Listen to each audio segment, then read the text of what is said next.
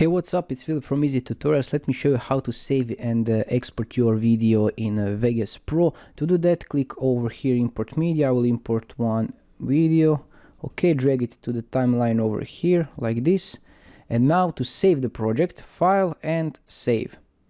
And over here you can go with and choose your folder. For example, under the videos, I will title this project 1, click save.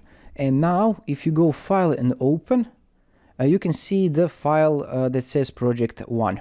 You can't play this video as these videos over here since they are not MP4. You can only open this project with Vegas Pro. To make this video to be MP4 so you can play it anywhere you want, go file and go here render as, and over here choose this Magix AVC MP4 and choose your template over here on the right side. If your project is 30 frames per second, for example, choose this closest one over here. Over here click browse and choose the folder where you want your video to be saved. You can name your video over here, save, and you can name it over here if you want. And now if I click render, it will render this video to my folder, and I click open folder to see the video. Okay, it's up down here, and you can see we have a project file and we have a video file.